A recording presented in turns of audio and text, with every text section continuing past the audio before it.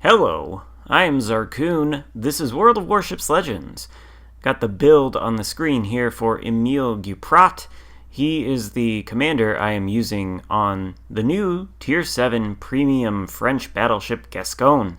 You can see I have Will to Rebuild selected, and this skill is going to be somewhat important to what I'm going to talk about in this first impressions review of the Gasconge. I want to briefly go over what it does with the new update that made changes to all the legendary skills. Its passive effect increases the amount of HP recovered by 47% while the repair party is active, but reduces the repair party duration by 30%. Its special effect, which I have yet to get use out of, increases the rate of repair by the repair party by 0.5% per second, and auto repairs the ship when HP is equal to or less than 20% of the ship's HP, but that only works when you're within 2 kilometers of a friendly ship, so I have yet to get any use out of it. Anyway, let's briefly talk about the stats on the Gasconge here.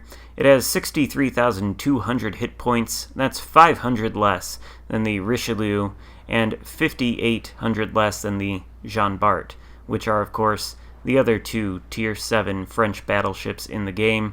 And you can see that these three ships do look quite a bit similar.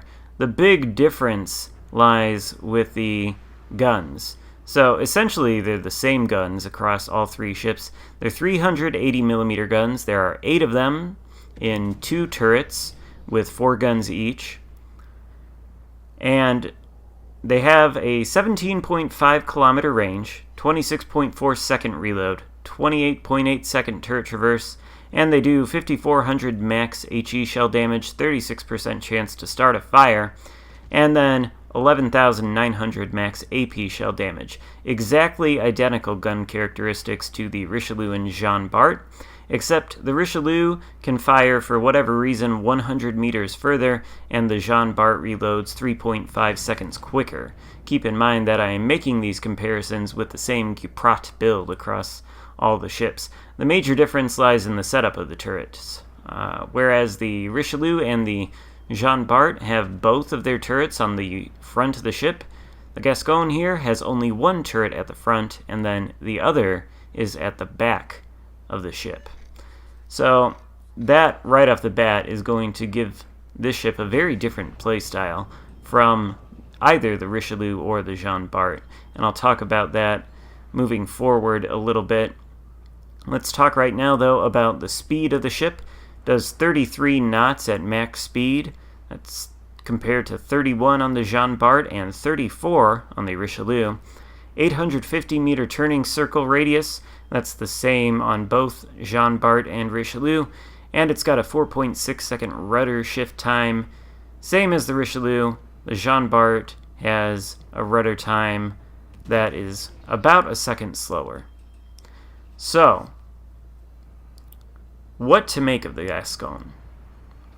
Well, these turrets definitely are not going to allow you to go in, point your bow at the enemy, and just unload on them the same way you might be able to in the Jean Bart or Richelieu. This ship is going to require a lot more maneuvering. You could attempt to play it like the Jean Bart or the Richelieu, because it does seem like the bow armor is just as good on this ship as it is on those. But if you've ever been in a situation in the Jean Bart or the Richelieu when, you're having a fight with an enemy battleship, say, and they take out one of your turrets, and then you only have one turret for 4 guns, your firepower's cut in half, it's not fun. And that's how it is all the time on the Gasconge if you're going to go bow in and only play it that way.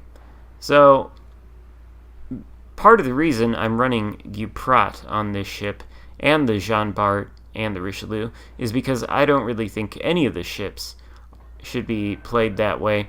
They're all pretty quick Gascogne here at 33 knots, plus it's got a speed boost, which I think gets it up to 35 knots or so. Well, very fast ship. Well, you know, of course there are ships in the game that are much faster than this, but it's a fast battleship. And what are fast battleships usually pretty good at doing? Well, they're pretty good at moving quickly into positions where they can potentially flank the enemies and get broadside shots on them. And that is what I've been trying to do as I've played several games in the Gascogne. I've been trying to move quickly into positions that are advantageous to me, where I have access to broadsides, and that's kind of what I'm doing here. That is also the way that I think the Jean Bart and Richelieu are best played, and those two ships can, in my opinion, be quite effective brawlers, and to an extent, so can this one. Of course, you do have to present a pretty wide angle to get the turrets all on target, which will leave you vulnerable to catastrophic damage. And the closer you get, the easier it seems to be for the enemy to take out your guns. And of course, if they take out the front gun, then you really have to expose quite a bit of broadside, like we're doing to this Bismarck. Unfortunately for him, I think RNG kind of betrayed him there. He only took 5k off of us, and we took 11k off of him. And now we're able to angle in a little bit more, which should help us mitigate the damage we take from him. But we do really need to get this Shores out of the game, since he is a torpedo threat. His torpedoes only go 4 kilometers. He fired some earlier, but, you know, he's just got to go. So we are able to take him out, and that's going to allow us to refocus on the Iowa and the Bismarck out here. So if you're going to do this with the Gascogne, which you can, you do need to be careful about it. You definitely want to start out much further. You want to try and whittle the enemies down if you can get a flanking position on them from range. And then when you've got maybe 1, maybe 2 battleships like we have here, you can move in a little bit closer and, you know, really go crazy on them. It helps if you've got teammates supporting you, as I do, because that Iowa, it hasn't really fired at me. They are presenting a pretty steep angle to him, and we have been most of the time, so he's been firing at the teammates behind me, and I've just been whittling down the Bismarck. And of course, as far as brawling situation goes, for what it's worth, these secondaries do seem to be pretty good at starting fires. We have 3 fires set now. Is this 4, actually, with this next one here? Yeah. And we haven't fired HE from the main guns at all, so that's helpful in a brawling situation. Rear turret takes out the Iowa there for a citadel, and that just leaves the Bismarck left. Now, you might say, you know, in the course of this engagement, I've lost a lot of hit points, and I have. In fact, I'm replenishing some right now. But this is where the Gascogne does stand apart from the Jean Bart and Richelieu, and that is with the repair party. So, the repair party has finished, and notice, right now, how long it's got until it's back online. 22 seconds. This thing reloads, or cools down, in 37.6 seconds. It cools down so quick that you can afford to get out on flanks like this as long as the entire enemy team isn't there. Push into them very aggressively, help take them down, and then heal up really, really quickly. Now, the amount of hit points that you get from the repair party is nothing super spectacular, but you can see the game here is half over, and we were down to about a quarter health. We're going to be able to heal up to about half health in the time that it takes us to get to the remaining enemies out there on the other flank. So, like I said, this repair party, nothing special. On this build with Will to Rebuild, the repair party restores 483 hit points per second for 19.6 seconds. totaling a potential of 9,466 hit points restored. For comparison's sake, the Jean Bart does 527 hit points per second for 19.6 seconds also, totaling a potential of 10,329 hit points restored, which is somewhere around 900 more hit points than the Gascogne's heal can give you. And of course, that's nothing like a Nelson super heal or even the improved heals that you would find on the Tirpitz or the Vanguard. But that 37.6 second cooldown is something.